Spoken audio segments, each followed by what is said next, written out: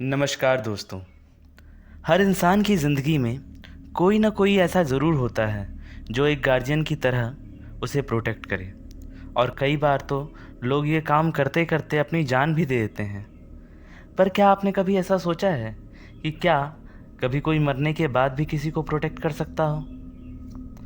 आज की ये कहानी एक ऐसी ही सच्ची घटना पर आधारित है जहाँ प्रेम और बदले की आग के सामने मौत को भी झुकना पड़ा।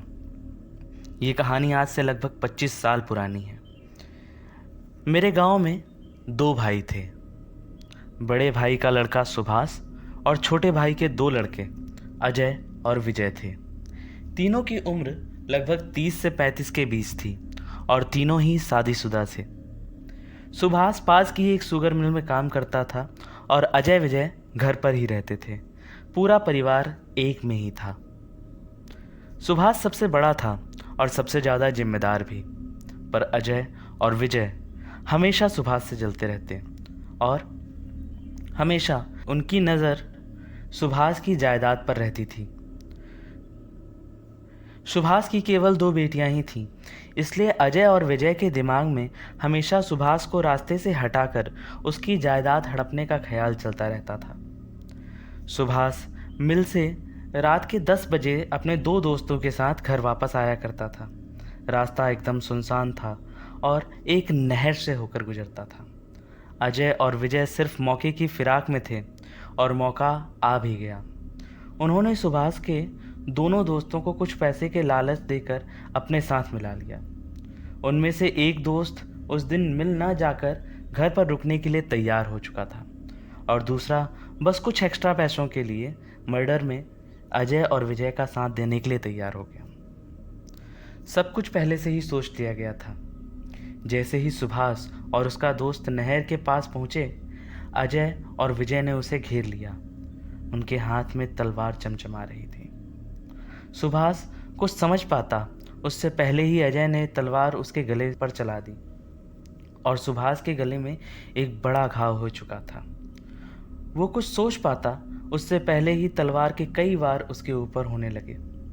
सुभाष को मारकर उन लोगों ने उसके मुंह पर पत्थर मारे, उसका मुंह पूरी तरह से कुचल दिया और नहर में फेंक दिया और चुपचाप घर वापस आकर सो गए। जब सुबह तक सुभाष का कोई पता नहीं चला तो लोग परेशान हो गए। सभी लोग परेशान थे कि आखिर सुभाष गया कहाँ। तभी अचानक से सुभाष की पत्नी जोर जोर से चिल्लाने लगी, मुझे मार दिया इन लोगों ने, मुझे मार दिया। सब के सब बहुत डर चुके थे और बहुत ज़्यादा कंफ्यूज भी हो गए थे कि आखिर वो बोल क्या रही थी। तभी किसी ने पूछा कि तुम कौन हो। इस पर उसने बताया कि मैं सुभाष हूँ और जो कुछ भी रात में हुआ था उसने वो सब कुछ बता दिया और ये बताया कि उसकी लाश नहर में पड़ी हुई है। लोग भागकर नहर की तरफ गए तो उन्हें सच में वहाँ पर लाश मिली। पुलिस को बुलाया गया और सारी बात बताई गई। गांव वालों के बहुत कहने पर पुलिस ने उन तीनों को पकड़ लिया और जेल लेकर चले गए। पर सबूत न होने की वजह से वे तीनों ही जल्द छूट गए। सुभाष की मौत को 1 महीने भी नहीं बीते थे कि एक दिन जब उसकी पत्नी किचन में थी, उसे सुभाष के पानी मांगने की आवाज़ बेडरूम से आती है। ये सब इतने झटके में हुआ कि वो एक पल को ये भूल चुकी थी कि सुभाष अब इस दुनिया में नहीं है। वो पानी लेकर किचन के बाहर निकल ही रही थी कि इसे याद आया कि सुभाष तो अब है ही नहीं। वो एक पल के लिए वहीं रुक गई और समझ नहीं पाई कि अभी उसके साथ आखिर हुआ क्या। पर एकदम से वो दौड़कर कमरे में गई, पर वहां कोई नहीं था। पर एक चीज जो उस घर के हर सदस्य ने नोटिस की थी कि जब से सुभाष की मौत हुई थी तब से घर में रात के समय ऐसा लगता था जैसे कोई घर में टहल रहा हो। समय के साथ ये चीजें बढ़ने लगीं और ये सब देखकर अजय और विजय काफी डर चुके थे। एक दिन सुभाष की छोटी बेटी, जिसकी उम्र महज 4 साल थी, बोलती है कि पापा उस कमरे के गेट पर खड़े थे, मुझे देखकर मुस्कुरा रहे थे, पर आकर मुझे गोद में नहीं उठा रहे थे। पर जब मैंने दौड़कर पापा के पास जाने की कोशिश की तो पापा अंधेरे में चले गए। बच्ची की बात सुनकर सबकी आंखें भर आई थीं और इस समय हर कोई सुभाष को अपने करीब ही महसूस कर रहा था। पर केवल घर वाले ही नहीं, बल्कि पड़ोसी भी सुभाष को महसूस करने और देखने के दावे कर रहे थे। घर के ठीक सामने रहने वाले आदमी ने बताया कि जब एक रात वो किसी काम से उठा था तो उसने देखा कि सुभाष घर के बाहर टहल रहा है और देखते ही देखते वह हवा की झोंके की तरह उड़कर घर की छत पर चला गया और फिर वहाँ टहलने लगा। और कुछ लोगों ने तो उस घर के बगल की गली में, जिसमें कोई आता जाता नहीं था, उसमें रात में टहलते हुए देखा। सुभाष एक धुएं की तरह दिखता था, पर शक्ल सुभाष की ही दिखती थी।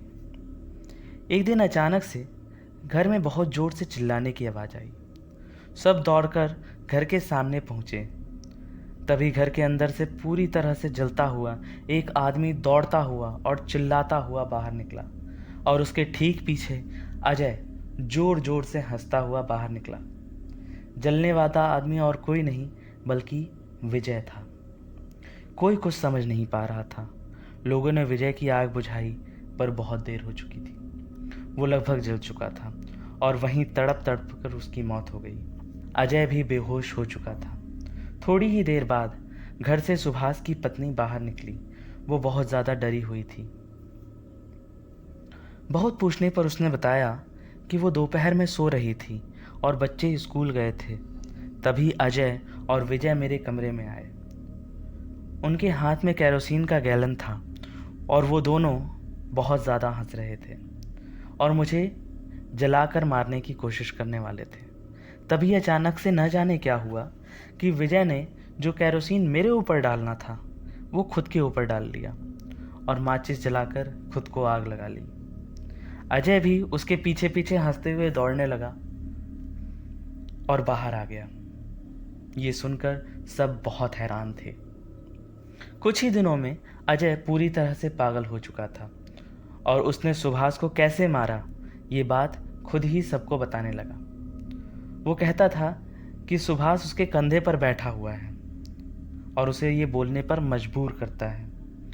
1 से 2 साल तक ऐसे ही पागलपन के बाद एक दिन अजय की लाश लोगों को उसी नहर की उसी जगह पर मिली और ऐसे लग रहा था जैसे उसने खुद ही अपना सर पत्थर पर मार मार कर फोड़ लिया हो।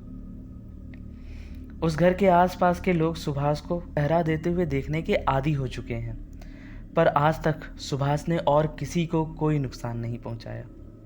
सुभाष की बच्चियां अब बड़ी हो चुकी हैं और अब उनके घर में रोज सुभाष की फोटो की पूजा की जाती है और सुभाष आज भी अपने परिवार की सुरक्षा कर रहे हैं। तो आज की ये कहानी आप लोगों को कैसी लगी कमेंट सेक्शन में ज़रूर बताइएगा और ऐसी ही और दिलचस्प कहानियों के लिए सब्सक्राइब कर लीजिए हमारा channel the ghost stories Hindi. अगर आप अपनी कोई कहानी, कोई रियल इंसिडेंट हमारे साथ शेयर करना चाहते हैं तो नीचे दिए गए जीमेल एड्रेस पर आप उसे शेयर कर सकते हैं। आज के लिए मैं आपसे इजाज़त चाहूँगा। आप सभी को मेरा धन्यवाद। मिलते हैं अगले एपिसोड में।